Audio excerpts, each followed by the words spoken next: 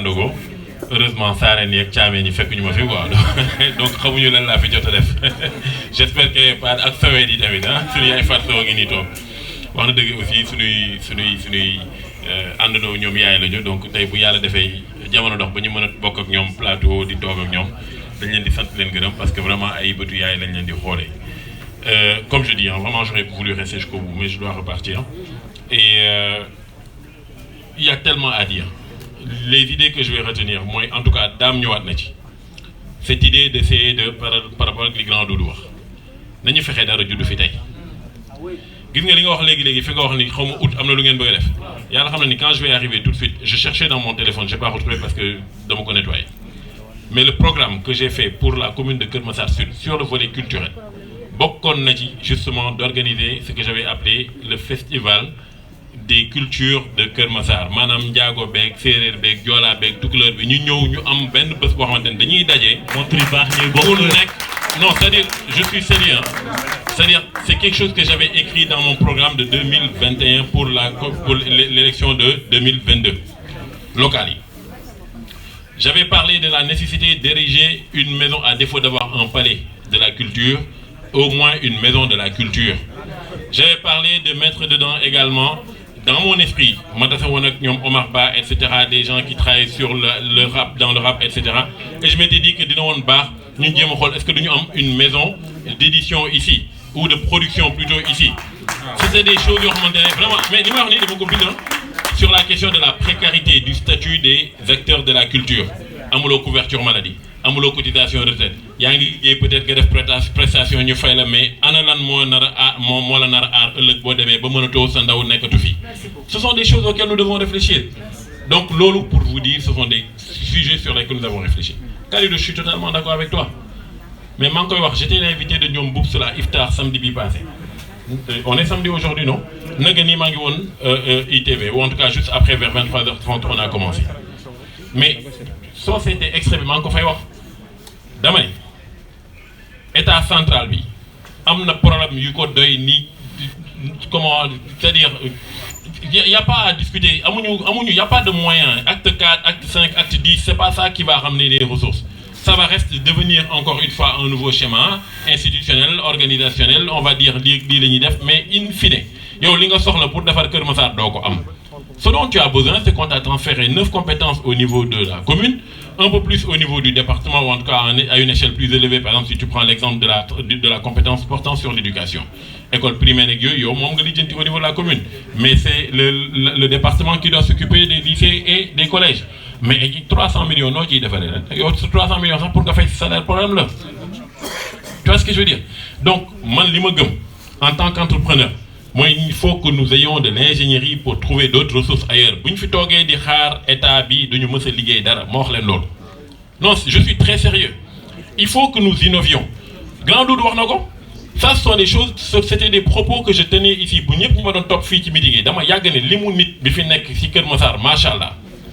C'est une double arme. C'est une arme politique. Wax ngeen ko léegi neenum neen taxul yenn leader yi ñoo fii samp fii dara pour mën a am wax se projeter à l'échelle nationale. C'est une puissance économique et financière. Parce que képp ku yor entreprise mais li ngay wër mooy ay nit yuy jënd li nga soxla. Mais nan la loolu di nekkee fii nii te mënuñu am une ingénierie qui nous permet de voir comment monter des plans pour pouvoir travailler et leverager là-dessus. Mais li ma wax nii dama ko xam gëstu ko xam ne lii ak lii bu ñu ko defee dañuy dem. Mais on en revient au même problème. On choisit d'avoir d'autres critères pour mettre en avant des gens. Mais il faut que nous changions la manière de faire la politique au Sénégal. Nous avons besoin de tout le monde, bien sûr. Je ne suis pas dans ce manichéisme blanc, noir, machin, le monde, il est... Non, le monde n'est pas comme ça. C'est un nuancier de couleurs. On part du blanc jusqu'au noir avec différents niveaux de gris. 256 si on est dans le monde de l'informatique. Eh bien, très bien.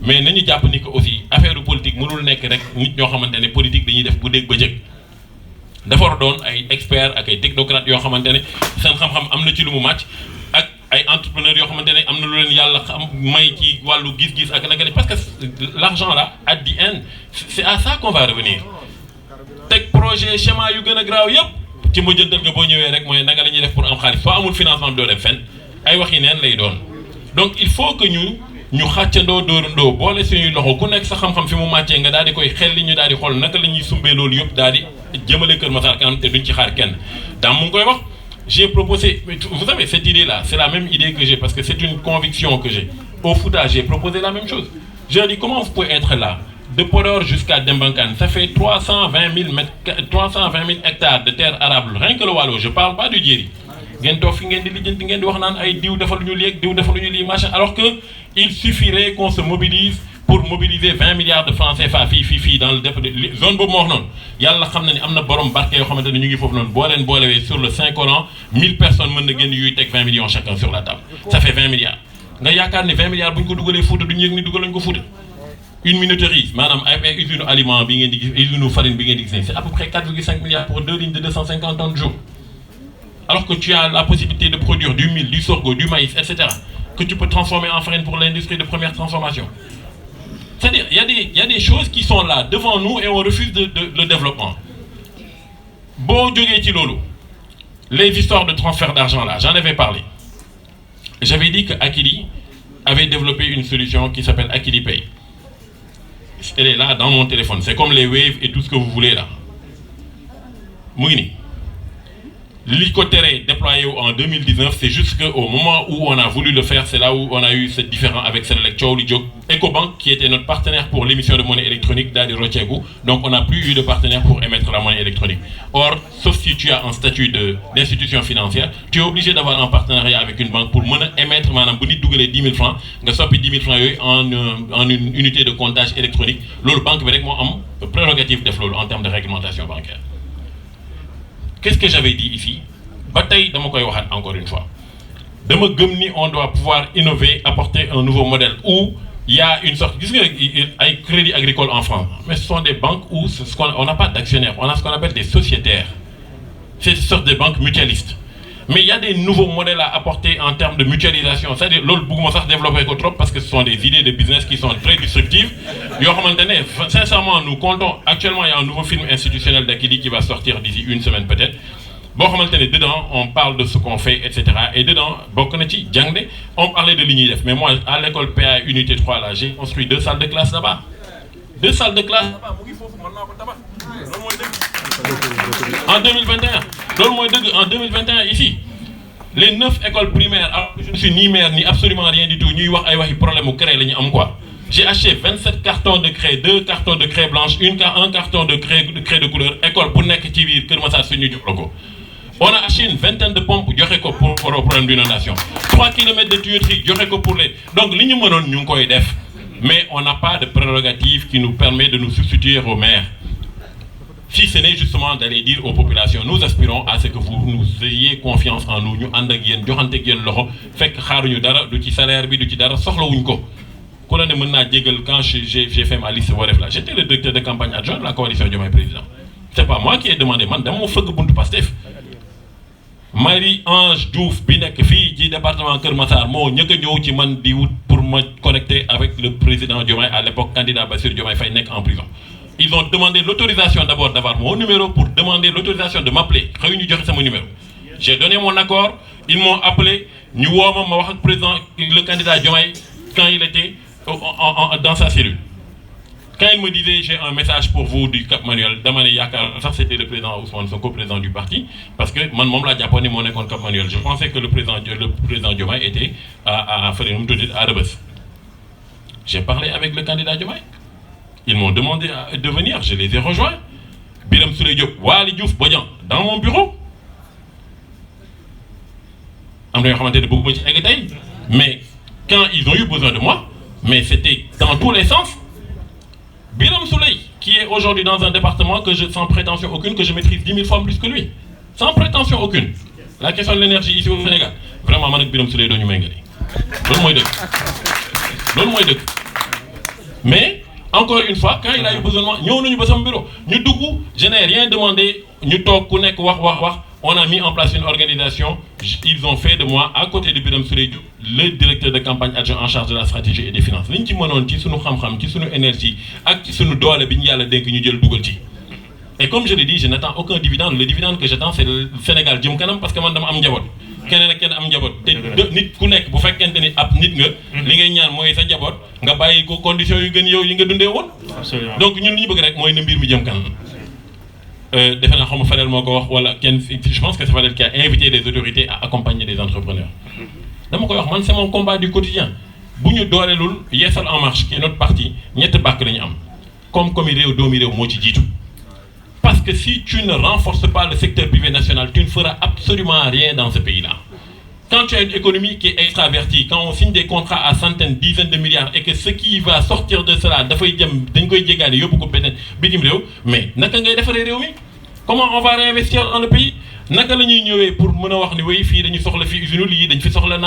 etc. Comment tu vas faire pour investir? Tu ne peux pas. Il faut avoir une capacité de création de richesses. Et derrière, pouvoir leverager sur ça, s'appuyer sur ça pour pouvoir justement impacter wasaare affaire mbir mi nag du yomb ba ñu ñëwee fii foofu laay daanelee ba ñu ñëwee fii di def caravane jour bi ñoom président Ousmane Sonko ak candidat Bassirou Diomaye Diakhar Faye di génn jour bi ñuy génn c'était un jeudi si je ne me trompe pas caravane ñuy def caravane Kër Massar fii nii quand on est arrivé fële wetu municipal ci dibiteeri bi ci kaw 2 voies Jaxaay dama jël kaddu ma ne gars yi votel leen coalition Diomaye mais nangu leen muñal leen tuuti parce que jafe-jafe yi bëri boo xamante ne il faut que ñu mën leen a may tuuti temps waxuma nag ñu may leen 5 ans wax dëgg yàlla mais au moins benn 2 ans et demi bu ma waxee gars yi ne mooy cin bu nar a neex bu baxee xeeñ ma ne ko xanaa kay cin bi ñuy buy xeeñ mooy cin bi ñuy taal instant bi ñun ci ndugg lañ nekk non mais c'est vrai wala dem tani sax pour farimater pour taal donc nañu xaar benn oui non mais sama kon ça veut dire virer non dafa la non mais c'est que j'ai dit n'engagez pas le réseau non le réseau mais ça veut dire qu'elle ne m'a pas écouté non xaaral rek ah non ça veut dire qu'elle ne m'a pas écouté non ça veut dire qu'elle ne m'a pas écouté samedi dernier parce que li may wax li je l'ai dit publiquement à la télé la dernière fois c'est ma conviction je ne suis pas nommé je ne suis pas dans l'attelage gouvernemental Baba Ndiaye mu may doon benn instant naa man yéen autorité ma ne ko man ak yow ñoo bokk yem du ma autorité de man ak yow ni ngay rangee laay rangee aw ma passeport diplomatique maay jëndal sama bopp lépp kenn du ma xalal yoon bi su may dem donc man ak yow ñoo yem bien vrai que nag comme je le dis kenn mënu ma génnee ci mbir mi saa waay j'ai été actionnaire et je suis actionnaire de plein droit foo dugal sa xaalis dugal sa énergie dugal sa lépp wax dëgg yàlla ak sa crédibilité ak sa temps wax dëgg yàlla foofu kenn mënu la ci rocc buñ la joxee liñ la war a jox ci réew mi nga doxal ci li nga mën a doxal fa li laay alhamdulilah buñ la ko joxulee nga nekk ci li nga xamante ne moom nga nekkoon démb ak bërki démb ba yàlla ñëwal ko mais li ma bëgg a wax daal vraiment mooy ngir yàlla ak yonente bi nañu fexe lii sincèrement je souhaiterais que justement Tafaso je veux que ñu daal di effacer suñu yow te loolu nga defoon ndax jàpp nga sama loxo ci digg marché Aïnoumady bi fii nii ne voté leen ko te pourtant que Kër Massar Nord la dëkkee donc defe naa ni dépassé na justement l'étiquette politique te li jëm te ñëw nga sama bureau te jëm nga sax ay mbir yoo xamante ne voilà mais voilà li yàlla nam rek mooy liy am dëgg li yàlla nam mooy liy am li am solo mooy lan. je pense que honorable dina mën a tracer réseau bi. li am solo mooy lan. honorable dina mën a sincèrement moi je souhaite que nous puissions mettre en place cela parce que Doudou wax na ko et ça je le dis tout le temps le Sénégal a de l'expertise à tous les niveaux le problème c'est qu'il y a des gens qui ont décidé effectivement de se dire moi je me lave les mains de ça parce que wax dëgg yàlla politique bi mënu ma ci dugg da ngay gis say nit boo leen waxee damay def politique dinaa yow de saa da ngay caaxaan yow ak sa nangam sangam kërëb et cetera non mais ça il faut pas qu'on accepte comment on peut dire la politique baaxul ci ay hommes d'affaires et on fait rentrer ça dans la tête des gens jusqu'à ce que nit ñi gëm ko daal di rocceeku taxaw toog di seetaan fii yàlla rek moo fi nekk ma daanelee foofu sunu borom nee na dans la sourate Al Imran qul illahumma malikal mulki tu'til mulka man tasha'u wa tanzi'u mulka mimman tasha'u wa tu'izzu man tasha'u wa tudhillu man tasha'u bi yadikal khayru innaka ala kulli shay'in qadir yàlla moo yor nguur moo koy jox ku ko neex moo koy fokkati ci ku ko neex moom rek mooy ki am kattan te kenn mënu ci dara il faut que les gens arrêtent de penser que nit est-ce que nit ñi il faut ñu bàyyi yaakaar am na doomu aadama bu yor seen wërsëg amul doomu aadama bu yor sa wërsëg ba ngay am ñeent fukki fan ci biir sa biiru yaay la yàlla natt ci yow lu mu doon natt ci yow yëpp ba ca kañ ngay dee mais comment est-ce que vous allez avoir la faiblesse de penser que am na benn nit ci kaw suuf bu yor sa destin loolu dafa am fenn dara amu fi macha allah gëm sa bopp rek. gëm sa bopp macha allah merci beaucoup. avant monsieur Ly may ñu benn contribution 2 minutes rek. incha allah. may ma am lu ma ko. voilà y a des interventions qui vont venir précis. micro bi dafa war a ñëw fii tamit ah. waaw ñooy bëgg boole ñu ci rek mais comme tu avais dit tout à l'heure que quand Doudou Sarr est là entrepreneur culturel yi ñoom mën nañ waxal nañu parce que c'est quelqu'un qui vraiment en matière de développement local. Après la musique m'a emporté et je suis agent, je travaille un peu partout. Am naa ay expérience nationale et internationale. Je manage Yoro Ndiaye et j'ai eu plusieurs fois à aller en France sur des festivals communaux. Et je disais une fois ça à le maire comment il s'appelle encore kii Bilal ma ne ko Kër Massar nu mu mel te ñëpp wax nañ ko richesse bi fi nekk dafa bokk ci quartier populaire yooyu nga xam ne on a l'impression que yàlla dafa jël ay jeunes yi rek dëkkal leen fii dans tout boo leen déggee ñuy wax les plateaux télé sur les certaines occasions da ngay gis xarañ bi ñu am mais pourquoi est-ce qu'un quartier aussi riche d'être de ressources humaines a eu une difficulté? Je pense qu'il faut trouver les moyens avec la culture et c'est vrai. Trait d'union boobu grand bi wax pour man ces initiatives que nous avons eu à voir ñun un peu partout quand on voyage mooy lan les gens organisent des événements culturels comme ay festivals comme ay grandes rencontres mais l'objectif de les faire par ces mairies ou ces communautés administratives ce n'est pas la fête comme Sénégal fii boo waxee festival rek ñoom ce qu'ils voient juste c'est la scène artistes yi ñu ngi jouer non mais dans la journée da ngay gis le secteur de la santé dans la commune ñoom dañuy daje.